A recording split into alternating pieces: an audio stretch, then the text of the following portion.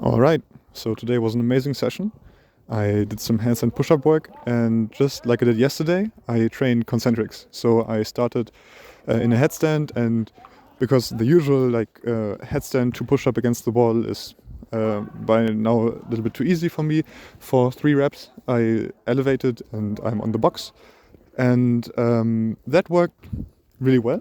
I mean, it was decent. I had to cheat a little bit with the rest in the last rep of the last set, and but that was fine.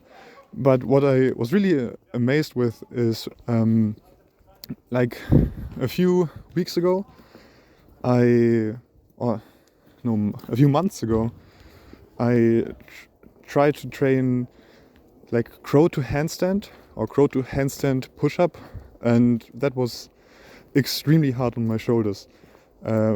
Like I could do one set, like one rep, but one rep was crow to handstand push-up bottom position, and then just not being able to press up, just coming down. But after like each rep, my shoulders would hurt quite a bit. Like it was very, very hard on my shoulders, and I haven't felt a similar kind of like pain in other movements. It's just while I'm doing it, while I'm in the bottom position, everything's fine. But as soon as I go out of the position, the shoulders start to hurt. And I didn't have that today. And I actually managed to get some really, really decent attempts at doing a crow to handstand push-up. I see now that the exercise is definitely too hard to do it for 3 reps, even if I have short breaks between the reps. But for 1 rep, that's pretty much my level. So I had some really nice attempts. I'm super happy with that. And in between I did some stretching again, some Jefferson curls, some pancake mobility. I try to do pancakes every training session because, yeah, my pancakes suck.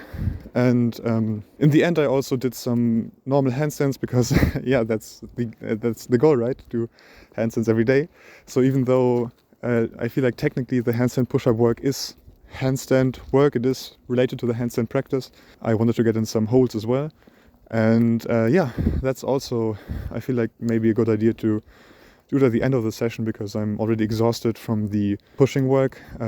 My first kick-up was difficult, my first hold was difficult. Then I got back into it. I managed to do like 30 seconds straight, managed to do 30 seconds in the half straddle, and then I managed to do some time in the full straddle, even though the full straddle looks the same as the half straddle. It feels very different. Like I try to bring the knees and the legs down. I try to pike the hip, but I feel like my problem with straddles and my problem with holding the handstand for longer in general at the moment really lies with the shoulder mobility, because the reason I fall after like 30-40 seconds of straddle handstands or handstands is because my hands, like my forearms close up, like I get a pump in my forearms because I'm constantly pushing. And the reason I'm constantly pushing is because I balance more on my fingers than on my palms, because if I were to balance on my palms I would fall over into underbalance. So I need better shoulder mobility to be able to hold the handstand on my palms to do it more efficiently. So yeah, I once again come to the realization, to the same realization I came to like a year ago, that I really need to work on my shoulder mobility. That I still haven't started with that. Yeah, but it is definitely on my to-do list, and I find again and again that I should really do it. But other than that, that was an amazing training session for me today.